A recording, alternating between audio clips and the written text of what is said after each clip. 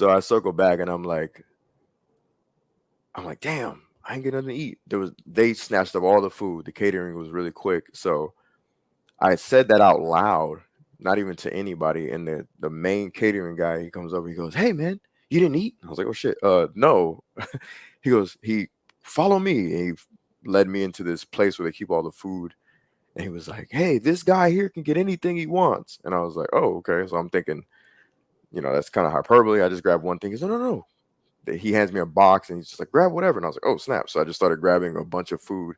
So shout out to Netflix and the Egyptian Theater for hooking a brother up, man. Like that experience was dope. That's why I really can't sit here and say because all of this is a part of the rollout. Like I can't subtract that and just say, "Oh, the art of it all." It's all a part of the rollout. Every last bit of it. They could have been trash. They could have treated people like trash. They could have just been like, "You get what you get the hell out of my face." Zach couldn't have not signed shit. They couldn't have never did the Epic Worlds of Zack Snyder, period.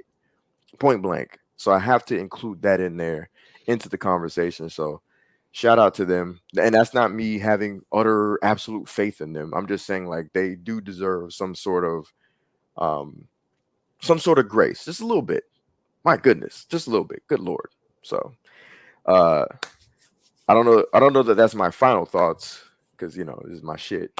So I'll get the last word. But Sky, I'm gonna let you Yo, yeah. say Real your quick, thing. because I just wanted to come back and say this really quickly. First of all, shouts out to Millennial Mike, man. I really want to thank you for coming in here, bro, and for having this conversation and for being unapologetic, and honest, bro. Because like these types of discussions are very important, right? Um, Much appreciated. Thank yeah, you. yeah, well, for sure. I just kind of wanted to let you guys know this. And because when I say that I feel like Netflix has done an amazing job with this rollout, um, I think that I'm kind of uniquely qualified to speak on this, because I've been to damn near all of the no, I think I've been to every single event for this film outside of the Complex Con and the San Diego Comic Con stuff, right? Outside of that, but the release party, bro, in fucking New York, I went to the red carpet premiere, just everything that they've had. And I've seen up close and personal just how much money that they've been investing in this franchise. Like all of these things have been massive events, right? And I'm just like y'all. I'm not on any special fucking list going to these things. I sign up Right. to get tickets just like everybody else does, right? So I can't discount the fact that as a Zack Snyder fan, that was the dopest shit they could have done. Was give the fans of that man an opportunity, right? Which everybody had, right? Like people flew in from all over the place.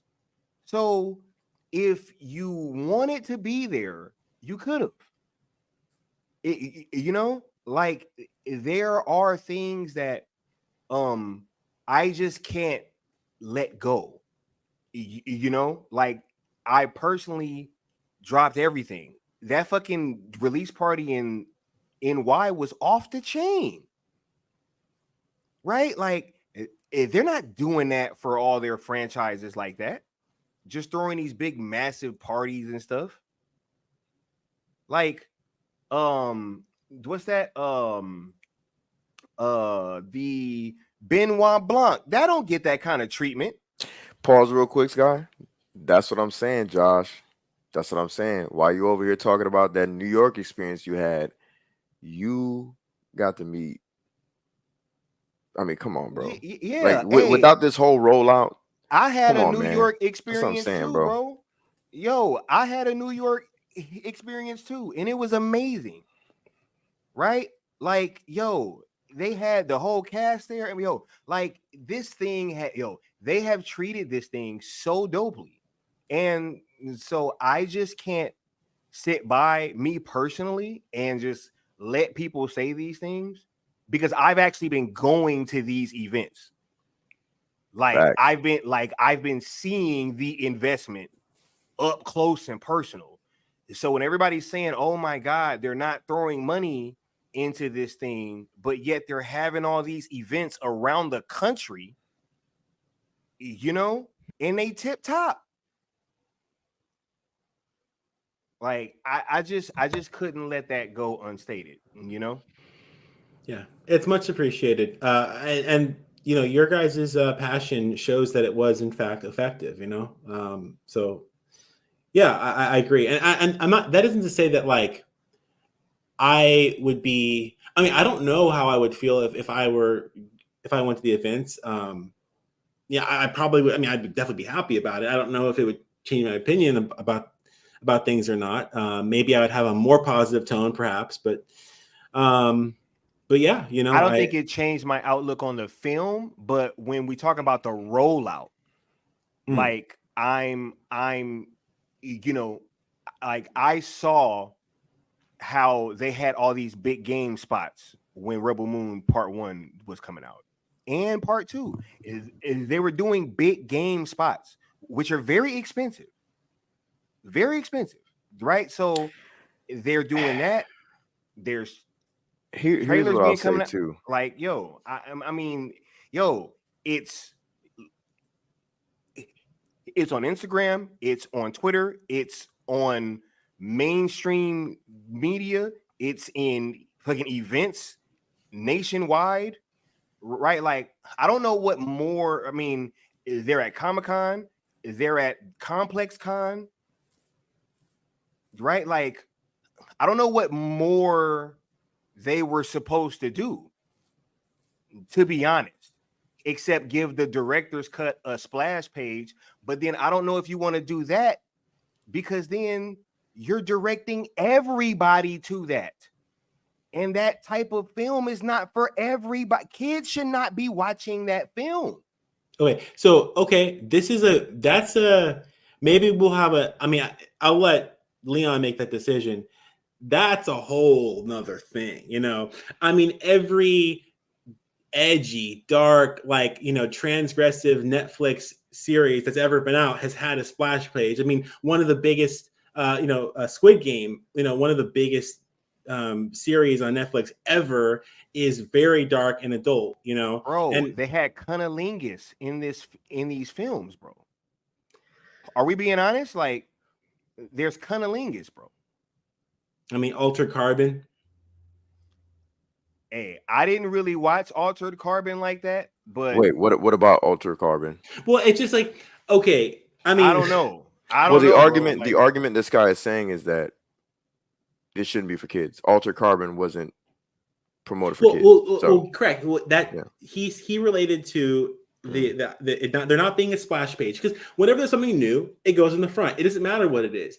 mm, You are an adult. You're 18-year-old. You have a credit card. You're paying for Netflix. You mm, choose. There's a Netflix Kids mode if you want to do that. But if mm, I'm on Netflix adult mode, I should see mm. whatever is for that I'm paying for on the splash page when it's new.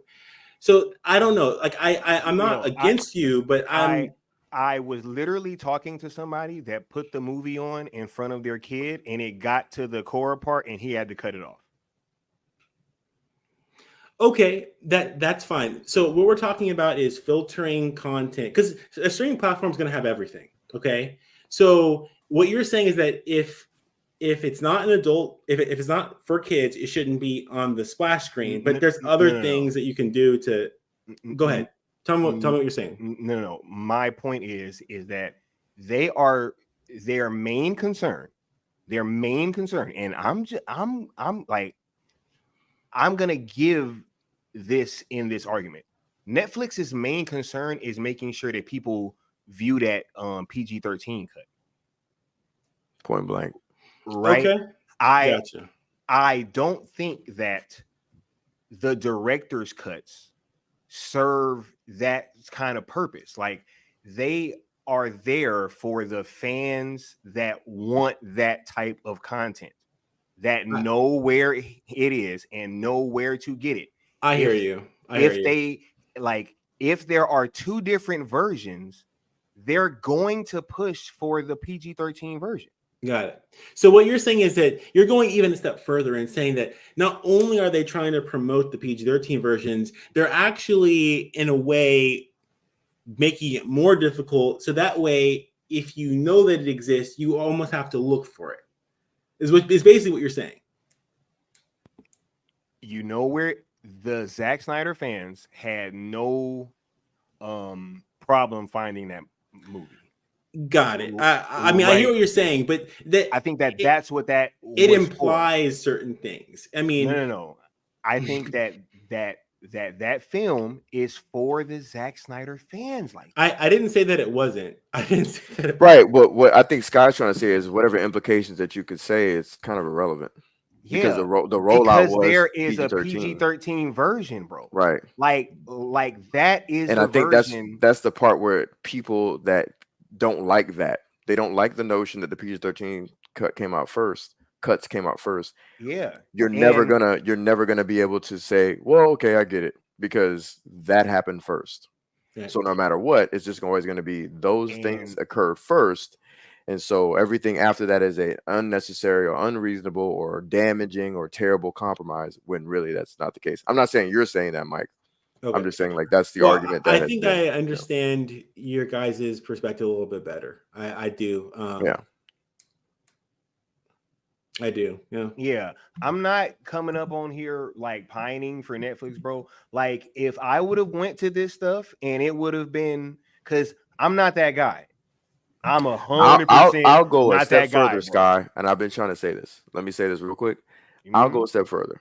Uh, if this shit sucked, I wouldn't be flying from Florida to California. And I'll give you a reason why.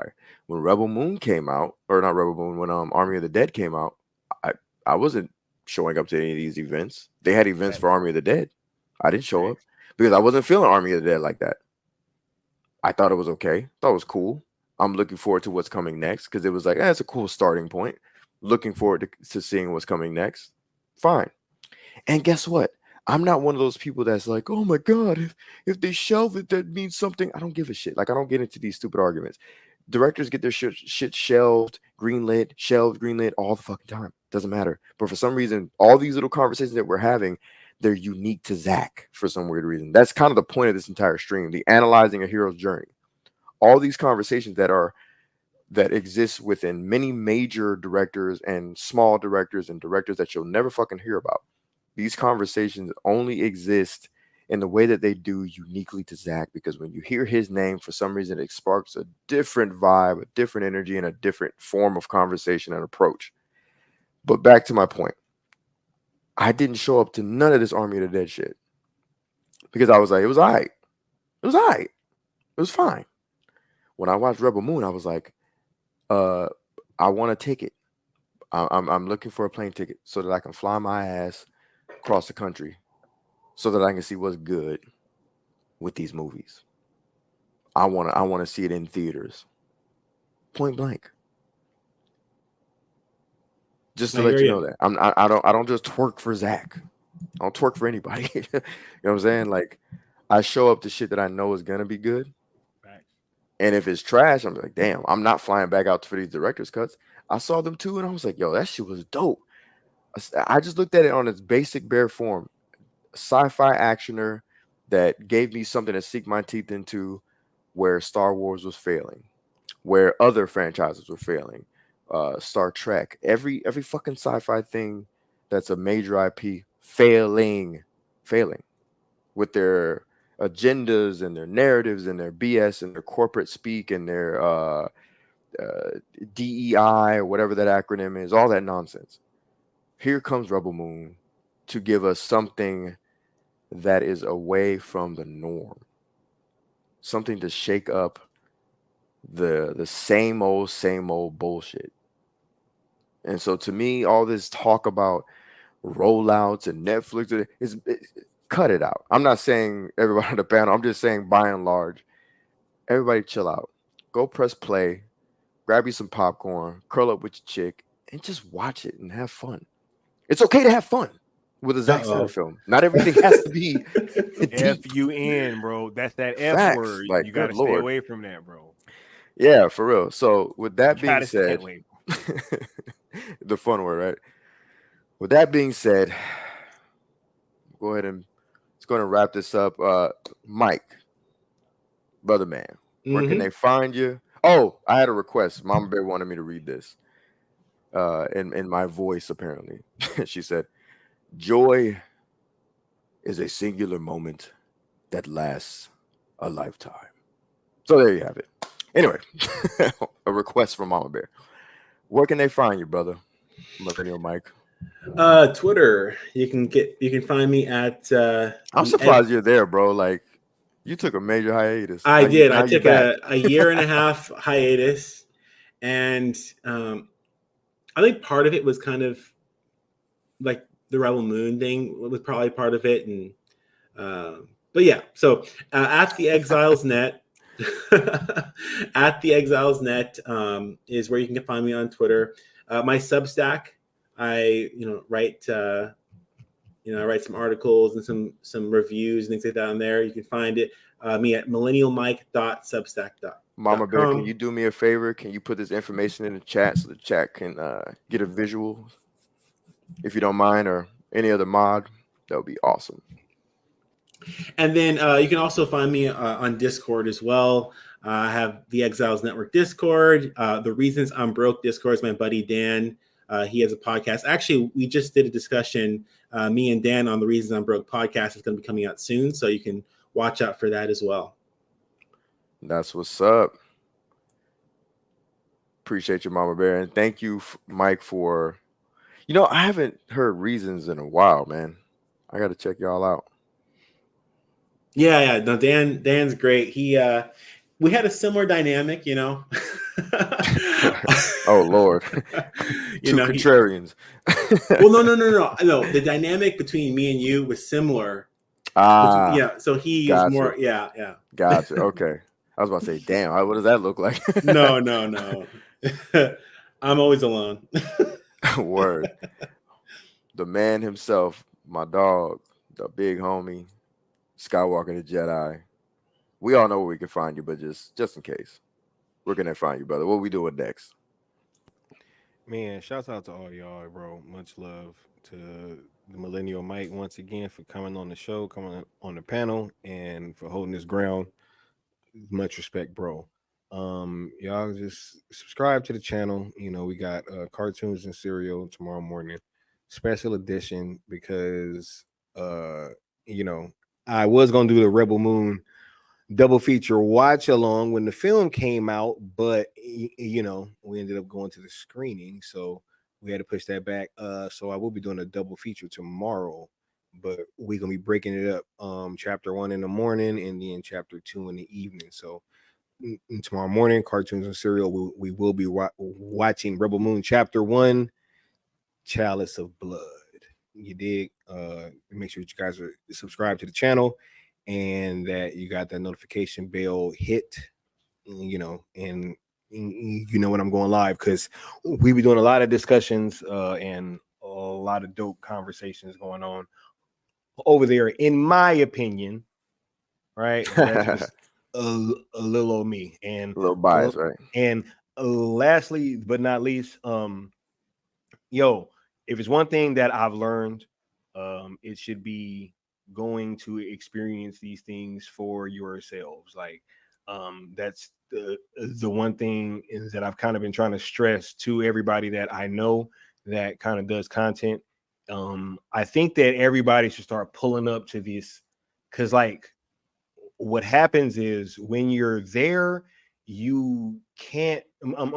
It is impossible for somebody else to tell you what happened if you were actually there, like right, experiencing it for your own eyes, and being at that event and seeing who was there, and then leaving and seeing an article lying. Like it was really a wake-up call for me. And so I just really think that everybody should try to experience these things for yourselves. Go see these films for form your own opinion, right? Check them out.